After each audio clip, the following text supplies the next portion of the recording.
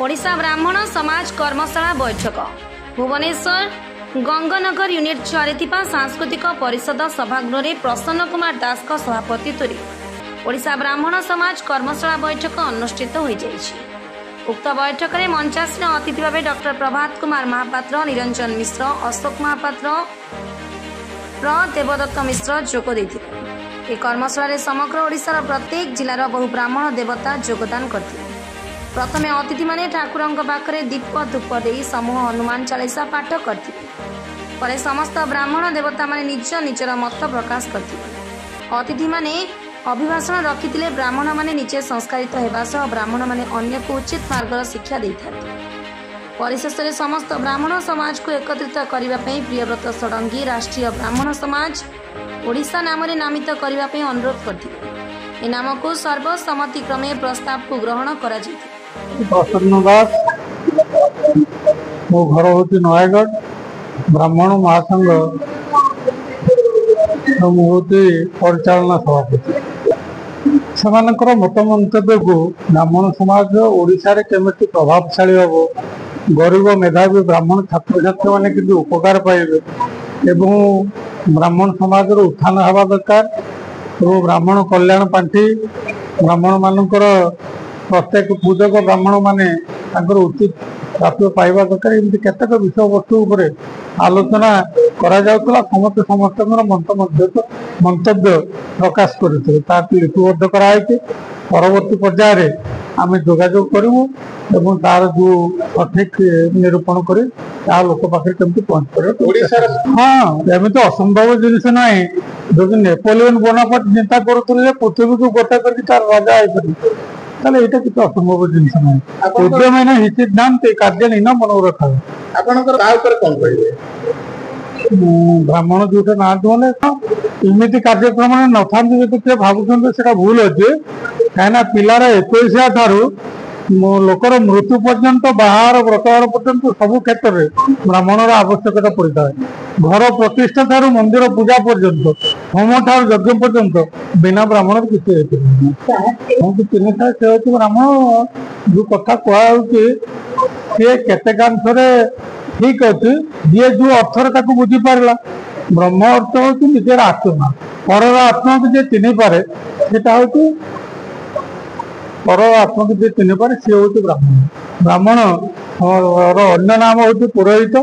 यजमान हित साधन करने ब्राह्मण ही जन्म। एवं जो मंतव्य दौले आमर अतिथि माने वक्ता माने जो मंतव्य दौले ब्राह्मण गोटे जाति व धर्म नुहे, सी समाज संस्कारक।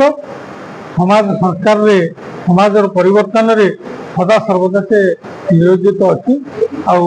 समस्त मंगल साधन करवा तार समस्ते एक हवा दरकार। एवं वर्तमान राज्य और देश जो भाई परिस्थिति जो भाई कुसंस्कार आउ जो भाई प्रत्येक जिनिसर नष्ट आड़ को गति करुँ संस्कारित हवा दरकार। और धर्मर हिंदू धर्म रहा दरकार। हिंदू धर्म बाहक हूँ ब्राह्मण। जदि ब्राह्मण ना हिंदू धर्म रही पार तो मठ मंदिर रही पार तेणु प्रोत्साहन देवा दरकार। आगु को तार उत्थान हवा दरकार। देखो ब्राह्मण एक जाति नुहे, यह एक संस्कार। तेणु ये जो संस्कार को आम आमर सनातन तत्व आमको शिक्षा देछि। सनातन तत्व अनुसार जदि प्रत्येक मनीष निजर जीवन शैली को सही श्रृंखला रखे ताहेले समाज रो विकास हेबो, व्यक्तिर विकास हेबो, परिवार रो विकास हेबो, समाज रो विकास हेबो, राष्ट्र रो विकास हेबो।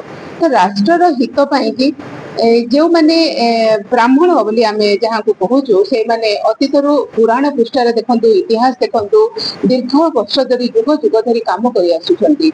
एवं तांकर माध्यम रे जो प्रकार भाव समाज संस्कार होइछि एवं राष्ट्र हित होइछि, विकास होइछि। आज आम से कथा को समस्त पाखे पहुँचाऊँ जे जेकोसी जाति रे वर्ण रे जन्म होइଥିବା व्यक्ति के मध्य जदि ब्राह्मणर कर्म करी ब्राह्मणर संस्कार रे रहे तेबे से ब्राह्मण ब्राह्मण हो पारिबो।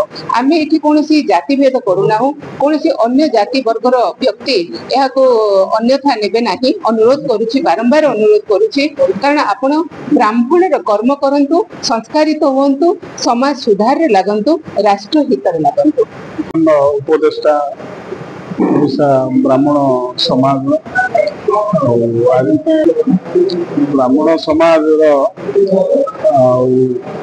एकत्रीकरण, ब्राह्मण समाज समस्या को आइडेंटिफाई करवा एवं समाज रे ब्राह्मण समाज भूमिका आगु को कौन हवा दरकार से विषय रे गोटे कर्मशाला थिला।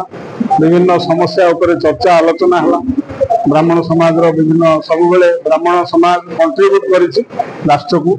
दधीची ठू आरंभ करी परशुराम पर्यंत समस्ते आज भी जो युद्ध होता तार आर्मी नेवी एयरफोर्स तीन जन जो माने जनरल अच्छा समस्ते ब्राह्मण समाज।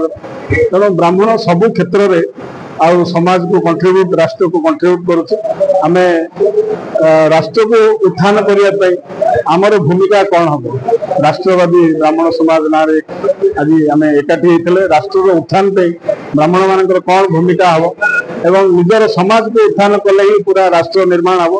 सबु समाज यदि बढ़िबो, जमती तैलिक वैश्य महासंघ अच्छी, आमर क्षेत्रीय खंडायत महासंघ अच्छी, तो सबु समाज रे उत्थान हेले ही राष्ट्र आउ सुस्थ राष्ट्र एवं समृद्ध राष्ट्र निर्माण हम। तो आमर भी पॉजिटिव कंट्रीब्यूशन राष्ट्र निर्माण में ब्राह्मण मान रहा दरकार एवं आम समाज आउ जो मैंने अच्छा विभिन्न वर्गर लोक मैंने दुर्बल श्रेणी अच्छा आर्थिक अनग्रसर अच्छा उत्थान पे आम समाज में आम कौन कर तो समाज निर्माण माध्यम राष्ट्र निर्माण यहाँ आज मुख्य कर्मशाला मूल मुद्दा थिला, मूल आधार थिला। जगह होती चर्चा आलोचना होती, निष्कर्ष समुद्र मंथन हेले अमृत बाहर। तेणु विभिन्न समय विभिन्न सामाजिक इश्यू होती, समय अनुसार परिवर्तन होती। जहाँ गत 100 वर्ष तले थिला आज से स्थिति ना। आज पुणी आगु पुणी पिला माने एजुकेटेड होती ब्राह्मण समाज रे विभिन्न विभिन्न से एजुकेशन कारण विभिन्न आउ समस्या आसुची, सामाजिक व्यवस्था रे परिवर्तन होती। तो परिवर्तन संगे केमती आम खाप खुई चलवा से नियमित भाव में चर्चा आलोचना हवा दरकार एवं आम गोटे कंस्ट्रक्टिव अप्रोच रहा दरकार। समाज और राष्ट्र गठन में ब्राह्मण मान कंस्ट्रक्टिव अप्रोच रहा दरकार। से आज मुख्य भुवनेश्वर ओडिशा मुख्य प्रतिनिधि अजित कुमार दास का रिपोर्ट, साई सत्या न्यूज।